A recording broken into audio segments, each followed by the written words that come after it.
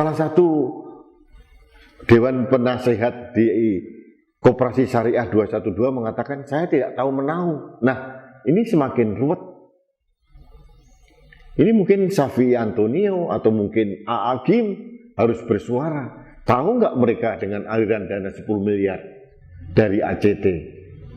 Dalam rangka apa, untuk apa, dan pertanggungjawabannya bagaimana?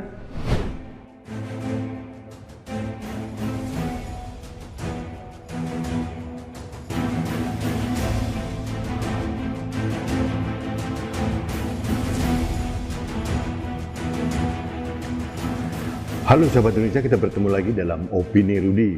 Sahabat Indonesia, ada kabar yang membahagiakan. Mabes Polri mengumumkan tindak lanjut kasus penyidikan penggelapan uang di Yayasan Aksi Cepat Tanggap atau ACT. Jujur ini yang ditunggu oleh seluruh masyarakat Indonesia.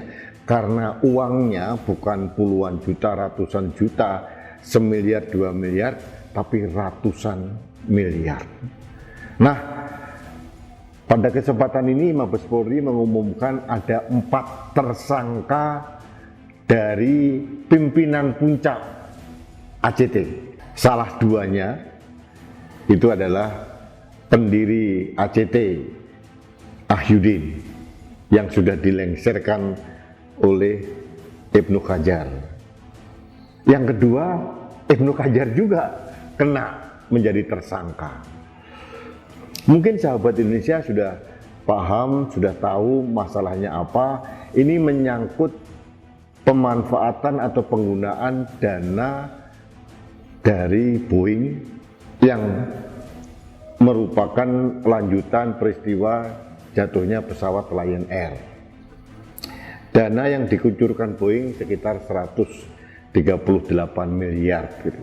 Nah, dari 138 miliar ini ada indikasi sekitar 34 miliar itu tidak bisa dipertanggungjawabkan atau istilahnya pemanfaatannya di luar ketentuan yang berlaku.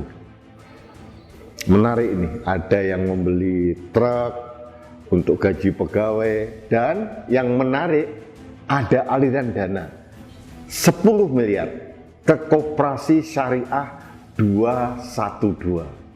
10 miliar. Ini Koperasi Syariah 212 ini dipimpin oleh Syafi'i Antonio, ini bekas pejabat di Bank Muamalat kalau tidak salah. Dan yang membuat saya tertegun itu salah satu Dewan Penasihat di Yayasan Koperasi Syariah 212 itu adalah Abdullah Gimnasyar atau A.A. Gim. Ini menjadi penasehat di Koperasi Syariah 212. Nah, akhirnya pasal yang berseret ini bisa dijahit oleh Bareskrim Mabes Polri. Memang kemana orientasi ACT selama ini? Ya, ke kelompok-kelompok mereka juga.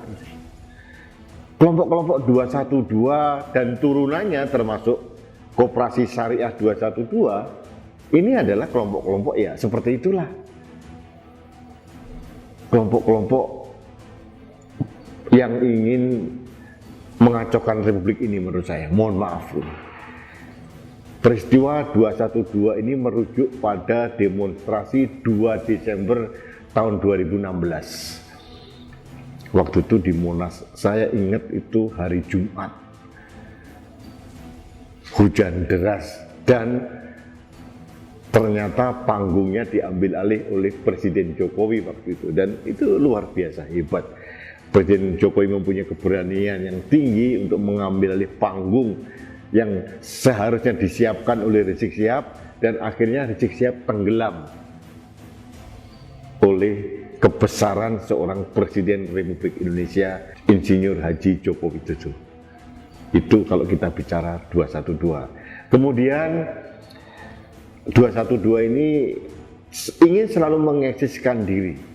Mereka membentuk Persaudaraan Alumni 212, ketuanya kalau nggak salah Selamat Ma'arif atau apa gitu. Nah, kemudian ada turun-turunannya lah, ada yang membentuk Koperasi Syariah 212, ada 212 Mart, macam-macam lah. Pokoknya kelompok-kelompok yang menurut saya intoleran. Sahabat Indonesia, ini terang benderang. Meskipun bagi saya penggelapan dana ACT ini masih terlalu sempit kalau hanya difokuskan pada dana dari perusahaan pesawat Boeing.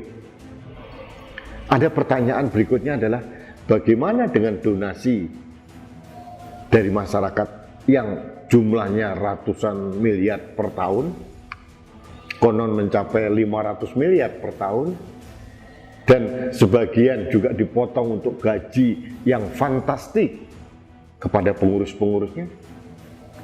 Nah, ternyata selain Ahyudin dan Ibnu Hajar ada perempuan namanya Haryani Hermain. Ini seorang perempuan yang menjadi pengurus puncak ACT dan bertanggung jawab pada keuangan ACT. Satu lagi laki-laki sekretaris dari yayasan. Saya tidak tahu namanya siapa. Sahabat Indonesia, kita tunggu seperti apa permainan yang sudah dimulai oleh Mabes Polri. Saya berharap tidak hanya fokus pada dana dari Boeing, tapi juga menyidik dana-dana yang selama ini dialirkan oleh masyarakat sebagai donasi. Ada pemanfaatan-pemanfaatan yang terindikasi konon dari PPATK itu diarahkan pada kelompok-kelompok tertentu seperti kelompok yang berafiliasi dengan terorisme internasional dan sebagainya. Ini harus ditelisik. Jangan hanya berhenti pada dana Boeing. Dan mereka tidak boleh berleha-leha. Mereka terancam hukuman 20 tahun penjara kalau pasal berlapis yang dipakai oleh polisi ini berjalan dengan baik. Mereka terkena tuduhan tindak pidana pencucian uang atau TPPU. Ancamannya 20 tahun. Dan ada lagi terkait dengan penyalahgunaan yayasan, ancamannya 4 tahun, dan ini kita tunggu saja seperti apa. Saya berharap sebetulnya bukan hanya dana Boeing sekali lagi, tapi pertanggungjawaban dana masyarakat yang selama ini dikumpulkan oleh ACT. Dan kemana, apakah benar seperti dialirkan pada kelompok-kelompok teroris? Ini harus dibuktikan oleh hukum. Dalam hal ini kita bertumpu pada kerja dari teman-teman kita di Mabes Polri. Jadi jangan sampai hanya menguap pada kasus dana dari Boeing yang hanya 34 miliar yang ada indikasi pemanfaatan. Karena menurut saya sangat aneh.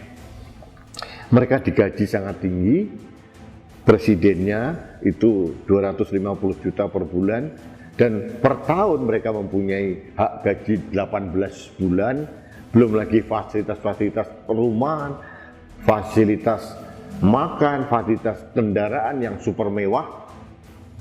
Ini dana yang dikumpulkan dari donasi, bukan dana atas keuntungan korporasi.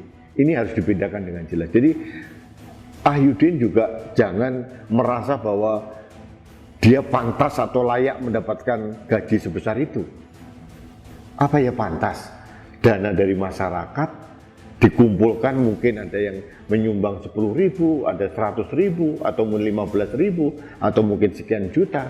Kemudian dipotong begitu besar untuk kemewahan pribadi. Layak atau tidak? Proper atau tidak? Ada nilai-nilai kepatutan dan kepantasan yang dipertaruhkan dalam hal ini. Jadi mudah-mudahan Mabes Polri terus gigih menelisik hal-hal yang lain karena sudah ada masukan dari PPATK dan BNPT pun konon sudah mulai bekerja menelusuri aliran dana dari ACT ini mengarah kemana, merambah kemana, dan saya meyakini petinggi ACT ini tidak akan tidur nyenyak karena masih ada kasus yang lain. Sahabat Indonesia, kasus ACT menjadi pembelajaran kepada kelompok-kelompok yang mendirikan lembaga filantropis. Harus ada pertanggungjawaban publik. Jangan seenak udelnya sendiri mengelola dana dari masyarakat.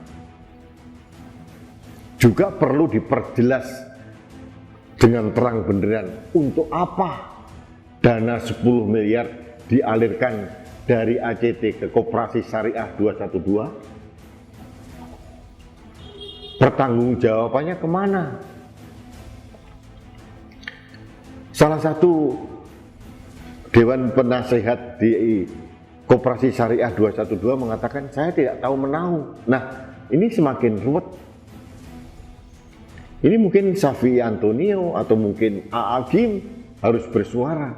Tahu nggak mereka dengan aliran dana 10 miliar dari ACT? Dalam rangka apa, untuk apa, dan pertanggungjawabannya bagaimana? Ini bukan dana pribadi dari pengurus ACT, bukan dana dari koceknya Ahyudin atau Ibnu Hajar. Ini adalah dana yang seharusnya disalurkan pada kelompok-kelompok yang membutuhkan. Ini dana dari Boeing yang diarahkan untuk membantu masyarakat Indonesia atau mungkin korban yang kena kasus jatuhnya pesawat Lion waktu itu. Sahabat Indonesia, mari kita tunggu bersama kelanjutan drama aksi cepat tanggap ini. Saya berharap ada babak baru, pengungkapan baru.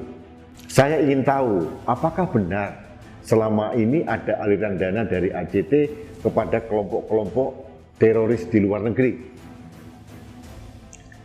Apakah benar dana dari ACT banyak disalahgunakan oleh pengurusnya? Ini bukan dana dari Boeing, tapi dana kumpulan dari donasi masyarakat. Itu saya tunggu penyidikan dari Polri. Jadi tetap saja saya penasaran gitu ya.